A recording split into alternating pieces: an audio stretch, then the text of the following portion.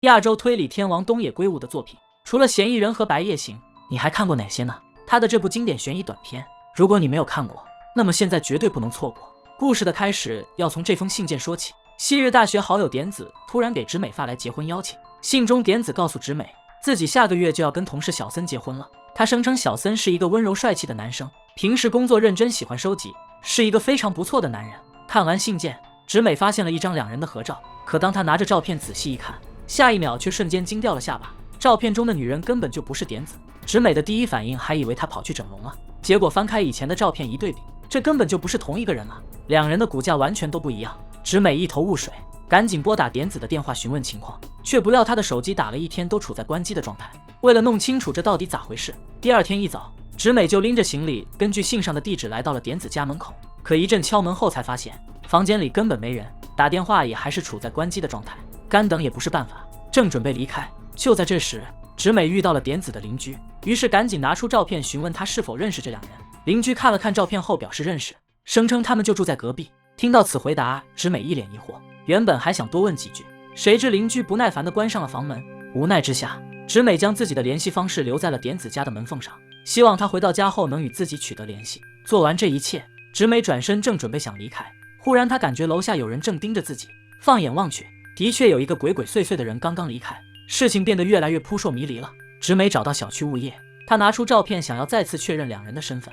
管理人员也是一眼就认出了小森，说他前段时间还要求我们赶紧去帮他换锁，然而最近却什么消息都没有了。说完，管理人员将小森的上班地址和联系电话给了直美。就这样，直美拨通了小森的电话，可当他问起点子照片的事情时，小森竟然紧张了起来。他胡乱说了几句后，便以要开会为借口挂断了电话。直美的疑心越来越大，她感觉小森很不对劲，于是便来到了他上班的地方。可到了才得知，小森已经出去跑业务了，不知道啥时候才能回来。到了晚上，直美收到一封短信，是小森发来的道歉信。信上这样表示：请原谅我白天的无礼，关于你问的问题，我有一件非常重要的事情要当面对你说。就这样，直美竟然孤身一人来到了约定地点，可还没等小森现身，她就被人推下了山坡。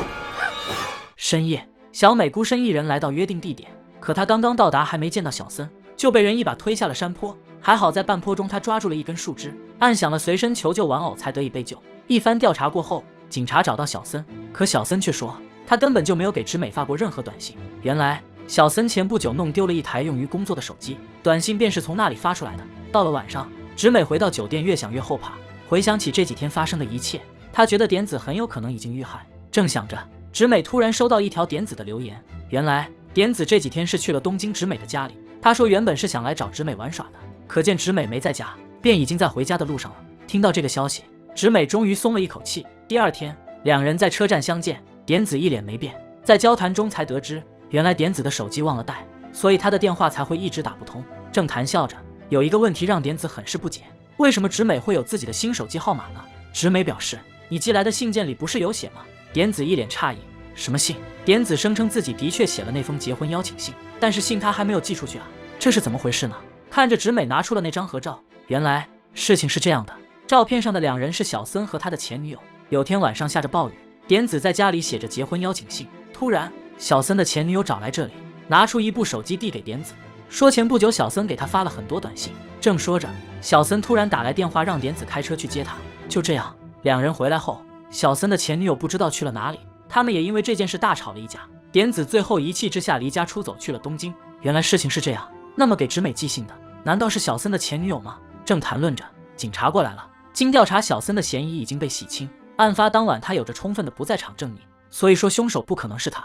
随后几人来到警局，从警察那里得知，小森的前女友已经失踪了好几天。什么情况？事情变得越来越离奇了。给直美寄信的人是谁？推他下山的又是谁？小森的前女友是凶手吗？如果不是，真正的凶手到底是谁呢？这部岛国悬疑推理片，你能猜到结局算我输。刚一进门，直美就被眼前的一幕震惊到了。几十平的小房间里挂满了蝴蝶标本，原来小森是一名蝴蝶标本狂热爱好者。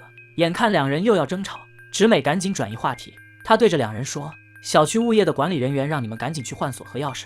面对这个问题，点子一脸懵批。小森解释说，他发现房间的备用钥匙不见了，因为担心自己的宝贝，所以才慌忙去了物业报备。大战一触即发，直美非常识趣地离开了这里。回酒店的路上，直美正仔细回想着这几天发生的事情，突然一辆摩托车疾驰而过，还好一个男人瞬间救下了他。起身一看，原来是小森的邻居。交谈中，直美突然想起一件事，她问男人最近小区的附近有没有一个奇怪的女人。邻居说，最近还真有一个古怪的女人在小区里徘徊，甚至还会去隔壁小森家。这番话让直美更加确信，凶手就是小森的前女友。正思索着，她忽然想起小森说他们家的钥匙丢了，该不会是被小森的前女友给偷了的吧？直美正准备掏出手机给点子打电话，突然一条短信传来，让她赶紧去点子的家里，不然就要杀掉小森和点子两人。无可奈何，直美只能按要求回到点子家中，可刚一进门就被人从背后用武器电晕了过去。等直美再次醒来之时，她发现原来做出这一切的人不是小森的前女友，而是他们的邻居。几人恍然大悟，原来邻居也是一名蝴蝶标本的狂热爱好者。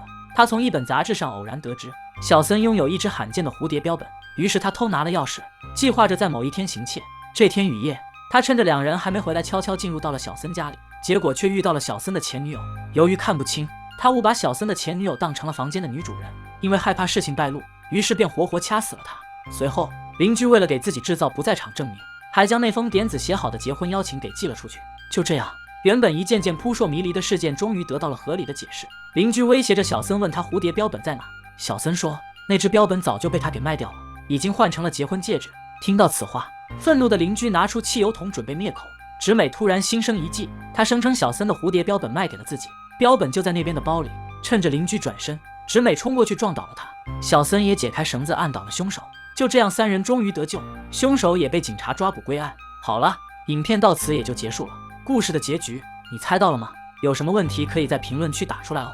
喜欢什么电影也可以告诉小森，下个视频给大家安排。好了，咱们下期再见吧，拜拜。